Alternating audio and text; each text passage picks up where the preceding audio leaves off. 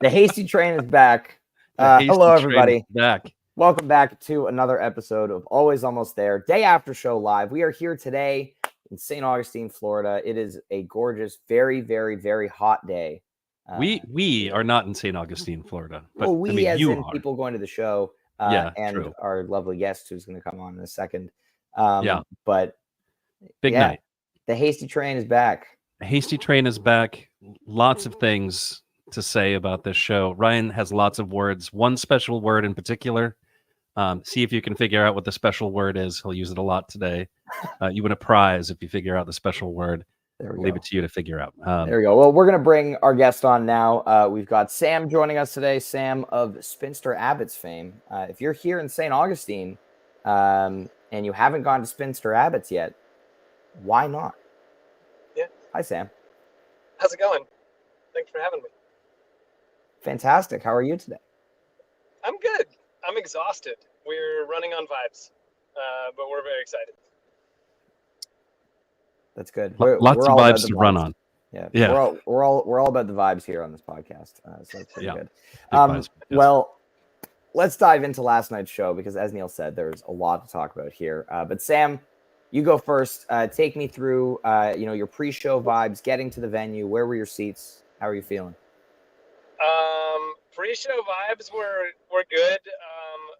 We took our kids to their first Goose show last night, so that was awesome. We had pit passes, but also seats up in like the 201 section. I bounced around a lot, particularly first set.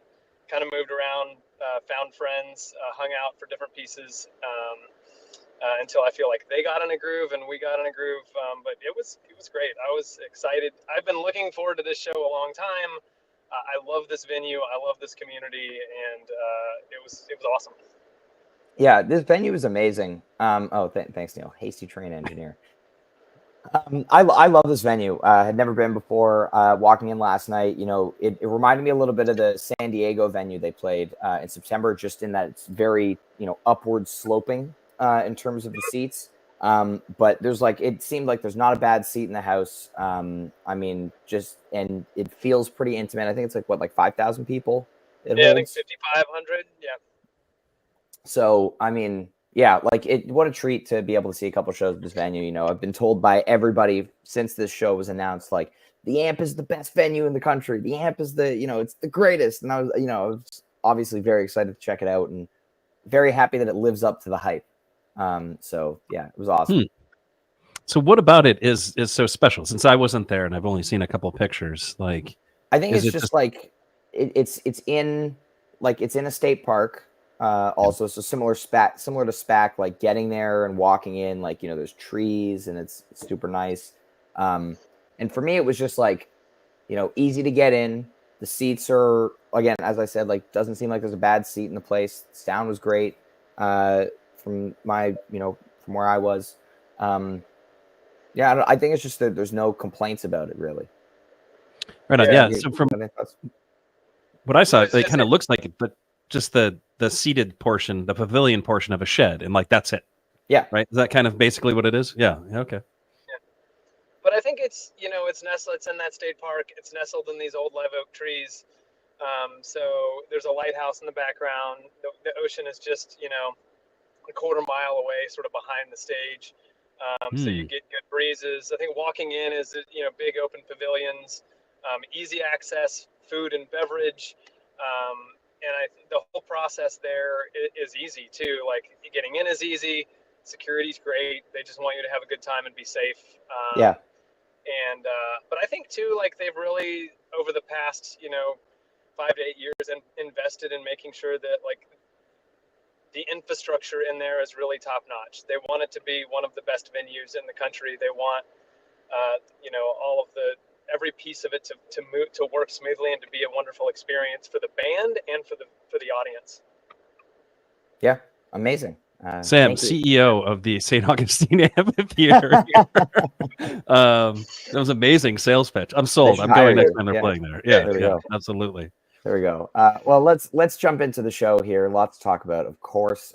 First few songs. We'll start off with you. Let's go first 4 songs here. Sam, Hot Love, Butterflies, Cali, Novel.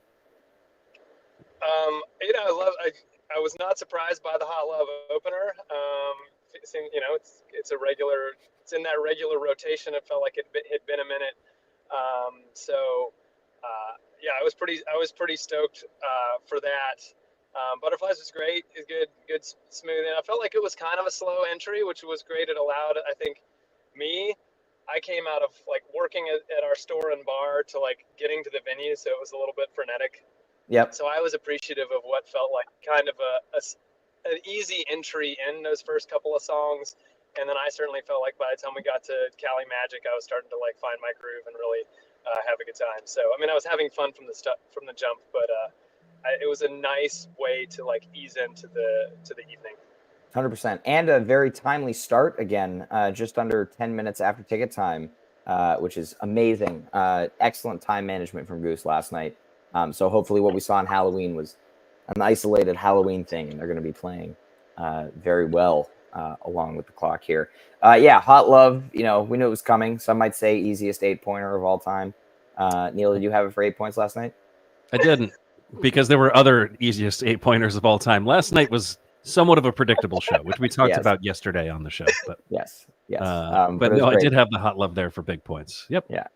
But yeah, and Butterflies to me felt like early on in the jam, I think like Cotter was really laying back at first, it felt, and like maybe that they were going to go somewhere with it. They didn't, but as we've been saying since that song was debuted, jam out Butterflies, please. Why not? Yeah. I mean, like, at this point, like, why the heck not? Although, it serves a purpose in the set list, right? It's right in that first couple song slot, and it's when we got our 3-pack of openers.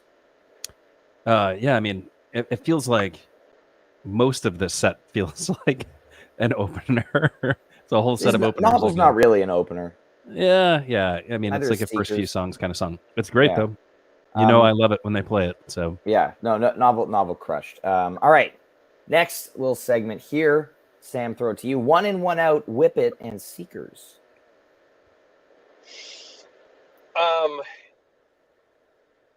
Yeah, man. I'm trying to think. I really felt like, 1 in, 1 out. It's one that I am still sort of trying to like embrace. I'll admit, like I thought it was well placed there. Not one of my top of the newer songs, but I enjoyed it. I really felt like Seekers, they got rolling pretty nicely. Yeah. Yeah, 1 in, 1 out is good. It's aside from Montana, which is like the only real truly jammed out version so far. They've all been in that like 10 to 11 minute range, and I'm wondering why, at this point, we know the song can jam. It did go into a very, very nice jam in Montana, and I'm curious why we haven't seen a bigger version yet. And they're sticking it pretty close to the vest. But I mean, it was good. Whip It took me completely by surprise. It was funny, after we were talking about it on the pod yesterday. Weird. The pod gets results.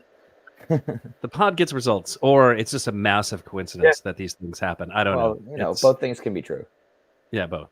This is the first Whip It. I was surprised on that one. I was like, oh shit, it's been a minute. This is fun. I had snuck down to the pit right before Whip It, and everybody was going fucking bananas. And I think particularly for those that don't know Goose that were in the pit, right, as their first show, it was good for the newbies and some of the normies, if you will. So yeah, and I think I don't remember if it was you or someone else who said this to me earlier, Sam, but it felt like there were a lot of people last night who maybe have been like listening to Goose for a long time, but like, if you live in Florida and you don't travel for shows, like may not have had the opportunity to see them yet. And so, yeah, it felt like a lot of people's first show last night, but not in a way that there have been some shows where it feels like it's a lot of people's first show and like the crowd's not as dialed in, like, because they don't know the music as well. Like, obviously that was not the case last night. The crowd was just like, I mean, it's like the greatest crowd I've ever experienced at a concert. Like it was unbelievable. We'll talk about that more in set 2. But yeah, first Whip It since April 27, 2023, 114 shows. And this Seekers, there must be something really cool in this Seekers because Peter kept it off the boards. Oh, interesting. That was just a mistake. Yeah, interesting that it didn't make the boards. Luckily, about it's yes. Huh. I don't know. I haven't looked on Nugs, but on Bandcamp. No, it's on Bandcamp right now. Okay, he fixed it. He fixed it. Yeah. It wasn't this morning. Yeah. Well, in any case, Whip It is awesome. So, Ryan, you've been talking about, if you've read Ryan's review of the show, you already know that Ryan is over the moon about the audience at this show. And if you've been following his Twitter. But this, I think Whip It has something to do with it, which is outrageous. But they need more songs like this. It's 3 minutes. Everybody knows it. And it's an absolute banger. It is a super fun song to dance to. You might have opinions about Devo. I personally love Devo, and I've said it many times on this podcast. But like, it's a 3-minute cover. It doesn't take anything away from the set at all, and everybody gets fired up. And then you get a thing like people being absolutely fired up for Seekers 2 and just going bananas. Yeah. Right. And I think that has a lot to do with the fact that they played Whip It of all things earlier. But like that 1-2 punch of like 1 in 1 out and Whip It is like so good, so sick. Yeah. Like, you know, I will say this now. I was going to save it for later, but I'm going to say it now. When you think about set listing, right at this point, it gets awesome. And I love the way that this show unfolds from beginning to end. Mm-hmm. And for a long, long time, people were like, what's the one show that you would want people to listen to if it was like their first Goose show to listen to? And everybody's like, oh, you know, it's Peach 2019. That's the one. That's the one that you should go listen to. Looking at this set list, I think this is it. This is the show that I want to point people to. Oh, interesting. It has everything that I love about this band. It doesn't have like super deep jams, but there are some excellent jams in this show. Nothing too crazy. You know, you don't want people to get turned away from just going to complete outer space. Mm-hmm. It has a little bit of everything. And I think this Whip It of all things is what kicks it off for me. That's the thing, you know, there's been a lot this year of, you know, slow start to the show. And then there's a turning point somewhere in the first set where things like really kick on and get going. Yeah, that Whip It was the one. And then we get a big set closing tumble. Excellent jam here. Loved, you know, a little bit of extended funk. Peter going out for a little bop around the stage, bopping around. I like a good bop. Oh yeah, he loves to bop. But yeah, then you come, you know, big peak, then take it down, and they get into that kind of like Eastern style of jamming for a minute there. I don't remember. Was it Tumble where Cotter starts doing the Leo drum beat? I think it was Tumble. I don't know. I saw that in your review. I actually read your review today, which I don't normally. I was gonna say you don't usually do that. Yeah, I know. But I did notice that you picked up on the Leo thing. I did not hear the Leo when I was listening. It was like so. It's because it's that.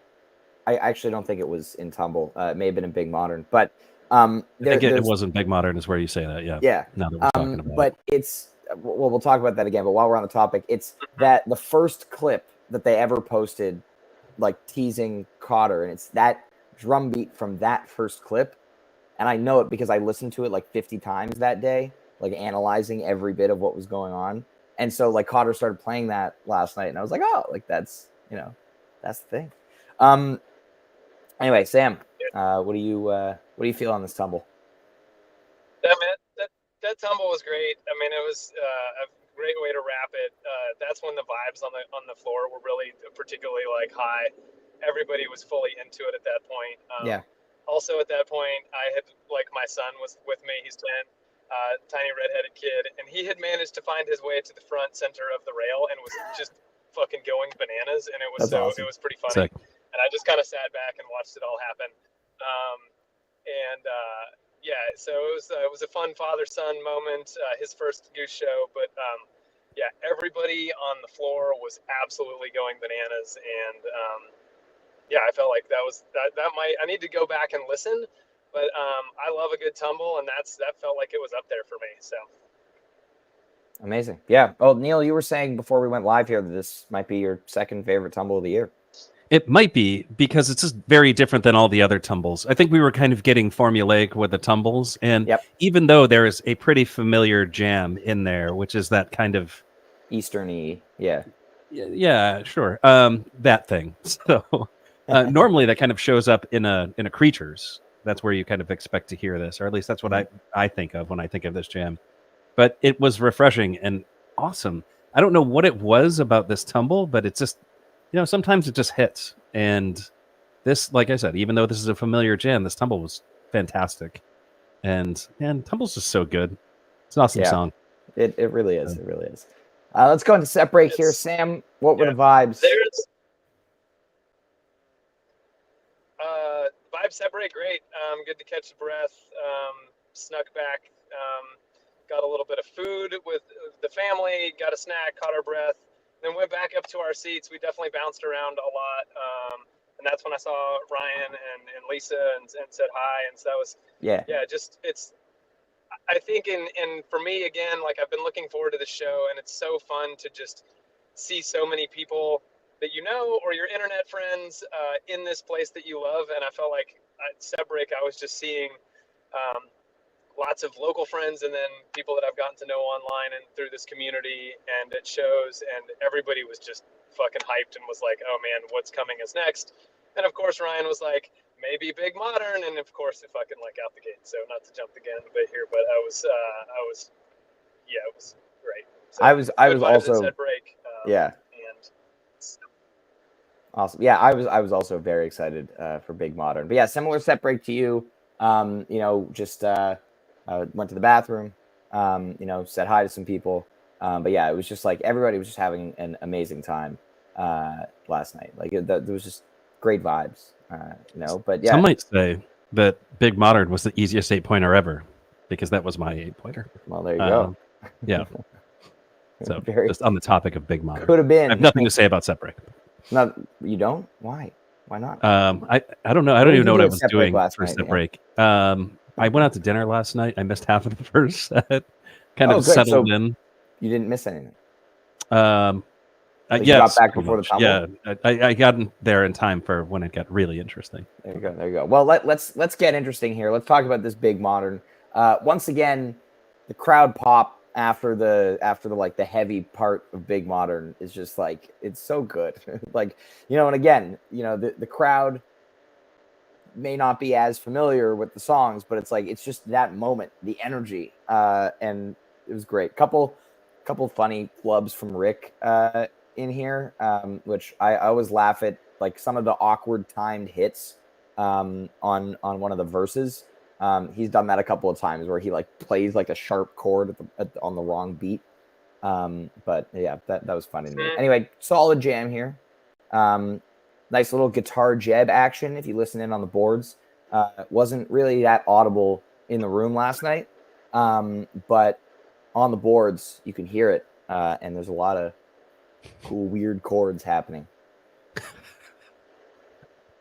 What? It's funny how you point out that like you can hear Jeff. Like on this one, you can definitely hear him. Listen, it needs to be pointed out. Yeah. Guitar jeb, he's there. Right. It's happening. Sam, what do you think about this Big Modern? That was great. I was super hyped to have it kick things off. A couple of friends of mine were there, and they are not they definitely do not know this world or this music, but they are deeply steeped in like the punk music scene. And he was just fucking blown away. He was like, "Oh my God, what is this?" Particularly when it got dark, and then that pop after it. He was just like, "This is incredible. Maybe I'm changed." So yeah, it was pretty awesome. Love it. Yeah, I mean that one part, the metal riffing part, if you want to call it that. It's not necessarily metal, but we'll call it that. Yeah. Is just so good, and it gets better as they kind of learn this song and feel it out. And you kind of get it on the front and the back half of this jam, which is just so cool. So yeah, this is this is the second longest Big Modern, if I'm not mistaken. And Ryan's fact checking me live. Yeah, right yes, it is 3 seconds longer than the Birmingham one. Yes. Good job, Neil. I don't know if this goes to too many crazy places, but the jam that they do play is quite good. It's just it's super fun. And I just think about, you have sustained energy from the end of the first set with the tumble that I think was exceptional. And then you have this Big Modern, also exceptional. And Oh yeah, you know what I mean. Like if you're at the show, like you two were. I'm assuming by the end of this Big Modern, you were quite fired up. Very. I was fired up before. Yeah, I was very fired up to start, very fired up, very hot and sweaty by the end of it. Yeah. Nice. And then we get Redbird. And it, Oh yeah. Carson. I was just gonna say another sort of chuckle. Like again, you know that it's the second longest. They start to bring it back around, and my 13-year-old goes, "Holy shit, Dad! This is still the same song. What?" So That's awesome. he was feeling it, and he was wildly impressed. That's awesome. And yeah. Love that. Love that. So we get Redbird up next, and this might be my favorite jam of the night, just in terms of like listenability. I think the Tumble is a better jam than the Redbird, but this Redbird is amazing. I love the way that they start the jam. Rick lands on this like little 3-note descending riff. Peter immediately picks it up and runs with it, and they just build the entire jam around it. It's like kind of like, you know, Buffalo Arcadia vibe of like that kind of hose, and just like pure joy for like 15 minutes. And that this is where the crowd really starts to like amp up, and you start to feel like, oh, like people are really excited tonight, more so, you know, than normal when you're hearing a great jam like this. But what are your thoughts on the Redbird, Sam? Yeah, I mean, I am in the camp that it's not one of my favorite songs, but it's one of my favorite jam vehicles, and I feel like this was the perfect example of that sort of that take. Yeah, it really got going. The crowd was going, and I think then I also noticed just like the light work seemed to sort of correspond like with the build and the music and the crowd, and to me the whole place started like took on a different sort of vibe with the work of the lights in that small space. Yeah, it that's where it really turned, and I felt like the train was really moving fast in a good way. The hasty train. That's when it really started getting revved up. If you follow Ryan's Twitter, you know the hasty train was just like. I wasn't tweeting that much during the show. It was my tweet there after were some the show. tweets last night. There were some tweets. Like starting with the Redbird. There was a Redbird tweet last night, if I'm not mistaken. But no, not as many as usual. You've been kind of toning down the tweets during shows. I'm trying to not be on my phone as much when I'm at the show. Embrace the moment. I've been sticking to mostly, you know, I post the set list, you know, give you guys shit in group chat sometimes. But, you know, other than that, I'm trying to. You know, I had a plan last night. Speaking of like messaging people during the show, I had a plan last night of just totally being incredibly annoying and just giving you weird song titles. And I stopped at Travelers 2, which was during Seekers 2, I think, when I was on my way back from dinner. But just kind of fell off there. But holy shit, this Redbird. Yeah. Wow. It's really good. I mean, it's always good, right? I mean, maybe it's just we should expect Redbird to always be awesome, but like the last few have been really awesome kind of in this way. Mm-hmm. And like you said, Ryan, that one little piece of a riff that Rick kind of found, which Rick does, another example of Rick just being like, oh, here's a total earworm out there in the world. I'm just going to pull it in this jam as though I've known it my whole entire life. Yeah. Ridiculous. It's absolutely ridiculous. Does that here, again, once again, grasping melody out of thin air. I don't know how the hell he does it. And then they just expand on it, which is some of my favorite Goose jamming, you know? And Peter just hears so well. He's right on that. And I don't know, maybe this is a product of the new setup that they're all kind of seeing each other better. And this was some excellent full band jamming. Yeah. It does start with one Rick musical idea, but if you really kind of immerse yourself in the sound of this, it is the whole band firing on all cylinders, and it's great. It's really good stuff. Yeah, it's not your average peaky jam. That's for sure. Yeah. I mean, if you're not listening closely, I think if you kind of have it on in the background, maybe you can draw that conclusion that like, oh, it's just, you know, big peaks, you know, standard high octane Goose. I don't think that's what this is. I think there's actually a delicate nuance to this particular jam that is special. 100%. Let's move on here. Last few songs of the set. when things really get crazy. Echo into half step, and then Arcadia to finish things off. I mean, this Echo is 7 minutes, and it's not something I need to go back and listen to. But like, What? Don't hold on. Just because I it's wasn't short. done talking. I wasn't done. Well, talking. no. Like I'm not gonna let that slide. Short and fiery echoes are awesome, and you know this. I didn't I say have it been was excited bad. about it. This echo is sick. It is really I good, loved even it. though it's like 7 or 8 minutes. It's It's so hot. good. So continue. What I was now gonna that say, you've trashed yeah, that echo and I've made it right. what I was gonna say was I don't necessarily want to go back and listen to this from a musical standpoint, but from a crowd energy standpoint and just Dude. what was happening during this jam, like, oh my god. Like I couldn't believe it. Like, the encore break was a totally separate thing, but this was just like spontaneous during a jam. The band's peaking hard and the whole crowd just gets feral. Like it just goes insane. But yeah, Sam, what were you feeling? What were you feeling about this? Yeah. Same. I mean, I love that. That was great. I love this short. That one. I turned around and looked at the 300s upper section where there wasn't a lot of people. And the people that were there were going absolutely fucking bananas. But I mean, I love the Echo, and I think that's the second one I've seen, and I was to that song. I don't mind. It's great. Yeah. Awesome. We got most of that. Your connection's getting a little unstable. Yeah, but Sorry. The sentiment is, it was sick. Yes. That is the takeaway here. Fire. And then half step starts, and again, like Whip It, it's like familiar song. Everyone knows it. Everyone loves it. This was like an unbelievable setlist call for late second set. I love it here. And yeah, everybody singing along, super just involved. Like it was amazing. Jam doesn't get too crazy. Nice little two guitar jam, which is always a treat. Few minutes, a little dark tension building, which getting that with Peter on guitar is just awesome because Peter's really good at playing guitar. And then come back home. But really solid half step. I want to talk a little bit more about this Echo of a Rose. Oh, still? Okay. Yes, because it's good. There are several versions out there in the world of just like really fiery Echo of a Rose. It's such a cool song because it can be a 46-minute opus, right? Like we've had, or I don't know if that number's right, but whatever. I'm just pulling it out of somewhere.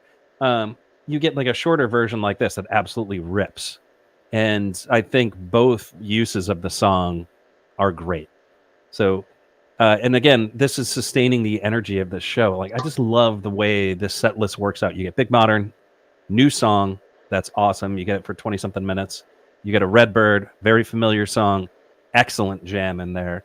You get just no cooldown, pedal to the floor, Echo of a Rose, which Rick Guitar Heroics, amazing.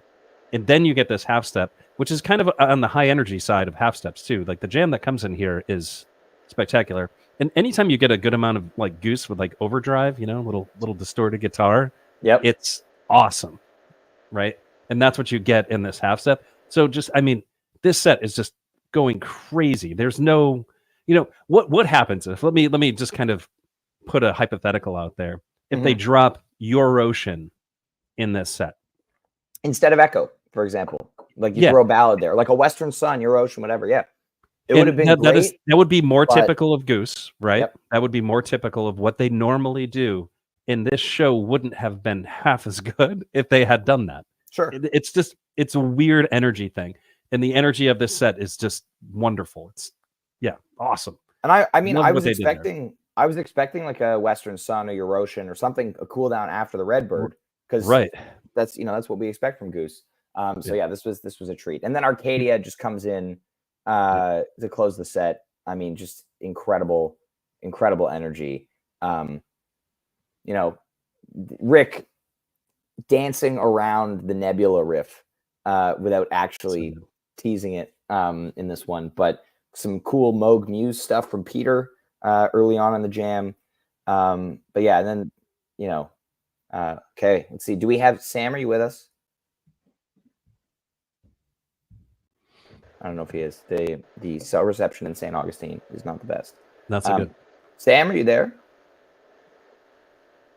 I'm here. We're trying without camera. Can you hear me? Yes, we can hear you. Give us some thoughts on the half step and Arcadia, if you please. Yeah, half step, great. Again, it's sort of what was a fun moment that brought the crowd back together. I think a lot of people that it was their first Goose show. They're gonna know they're gonna know and love the Dead covers, and so to have that was a great way to bring everybody back together. And then I felt like Arcadia was a great set closer. High energy, nothing crazy, but I felt like, they're also starting to look at the clock a little bit and saying like, oh, shit, we got to wrap this up. I felt like it was a great way to sort of tie a bow on what was a really fun barn burner of a second set. 100%. Could not agree more. Yeah, Arcadia was just like the right choice. Well, everything, I feel like everything in this set was like the right choice. Yeah. It's, we often complain about set lists, but I think this is a good opportunity to sit here and say, like, this is just about the perfect set list, given what they had on the table to play. Yep. They had a bunch of stuff they could have played otherwise, too. Like, if you think about, what do you expect when they play Half Step or Arcadia here? The Arcadia could have been a Thatch. It could have been... Dripfield, Hunger Sight, yeah. Drip, yep. Hunger Sight, exactly. It could have been any of those, and I think the Arcadia was just the right choice. Just like I think the Half Step before it was the perfect choice. They used covers in a way that they don't normally use covers. Like, they used it to whip up the crowd and excite them. And I don't think that's normally Goose's approach. Exactly. Yeah. Exactly. And then, I mean, the encore break, this was like the moment. I don't know what was it like? I want to hear from you, Neil. What was this like on the couch? Like, what was the volume like on your end? Like, could you tell? Unremarkable. I did not pay any attention to that at all. Yep. Well, it was. I've never felt energy like that at a concert, any concert that I've ever been to. Like, I felt the crowd get crazy at shows, but like, this was something else and something really, really special. And yeah, I couldn't believe it. 110 decibels, 110 decibels. Loomis told me, which is like insane. That's loud. Sam, what were you feeling in this moment at the encore break? Again, I think, yeah, I mean, it was so loud. The crowd was so into it.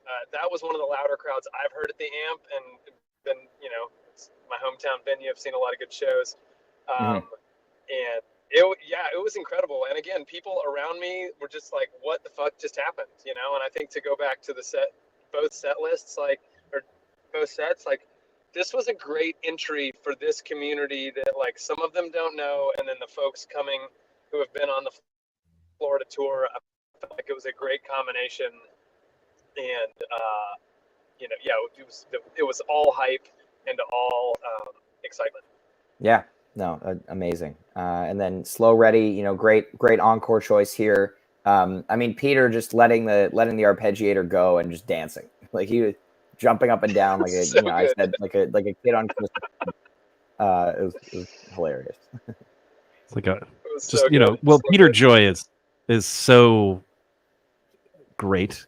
Yeah, like you just want to you just want to consume it yourself. When he is doing that kind of thing, you just can't help but feel happy.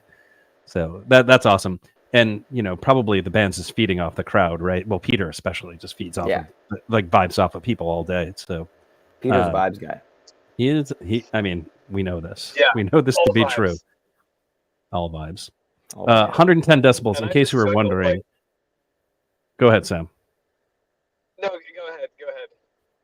I was just going to say, in case you were wondering, 110 decibels, the equivalent is like a jackhammer.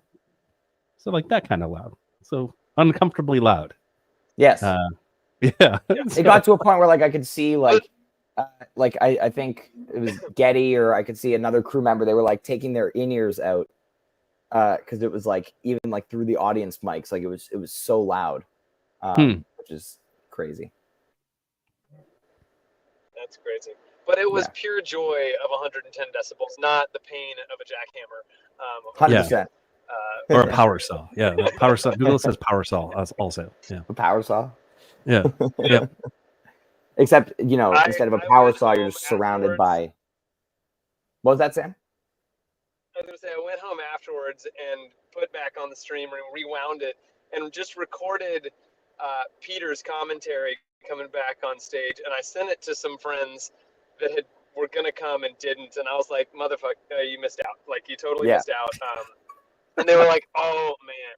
So, yeah, it was just the embodiment of joy and excitement at that moment. So, yeah.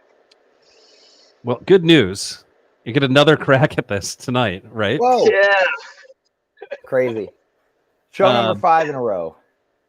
Well, and so this is exciting stuff. If I'm going to the show tonight, I am quite excited because I know the band is having a good time. And listen, when the crowd shows up and the crowd is great, this band plays great. It has been proven time and time again. Look at how they play when they go to Louisville, right? Look at how they play when they go to Cincinnati. Like there are places where they go and the crowd is exceptional. Like those two places specifically, they are, and they always play excellent shows there. Mm-hmm. I expect a very good show tonight. I always expect a very good show, but Me too. Yeah, I suspect they will play a very good show. Yeah, I agree. I'm with you. Again, so many bangers still on the table. Bangers. More bangers than they can play. Yeah. Well, they got to leave something for Pittsburgh, but who knows what it'll be. They're heading into a few days off. The culmination of 5th show in a row in Florida on what has been an amazing run. And yeah, it's gonna be great. Sam, you excited for tonight? I assume you are. I'm very excited. Yes. And while we took the kids last night, the parents go play tonight. So I'm excited to really sort of, dive deep into the crowd even further and have a good time. Yeah. Amazing. Thank you. Well, thank you Saturday. for joining us. It's Most Saturday. folks have all day to get ready for this show. Yep. So you can pregame at Sam's place, which is Spinster Abbott's. Spencer Abbott's. Yep. You wanna go to Spinster Abbott's? I went over earlier. Come say hi. There was some friends, like vendors set up. Friend of the pod, Caroline Rising Tide, was doing screen printing on site. I think that was done at 4, right? Yeah, it's wrapping up. Yep. But they still have a lot of shirts you can stop in and buy. There you go. We have lots of cold Florida craft beers flowing.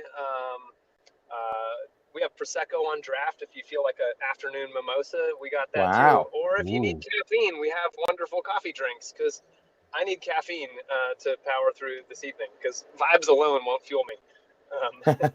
They can go a long way, but at a certain point, you need some help. Well, That's right. Thank you, Sam, for joining us today. I'll see you in a few hours. Thanks, Prince. When we get back to the amp. Thanks, everybody, for tuning in. Enjoy the rest of your Saturday. Enjoy the show tonight. We'll see you tomorrow at 3:30 to talk about Florida Closer. It's going to be a good one. See you out there. Thanks.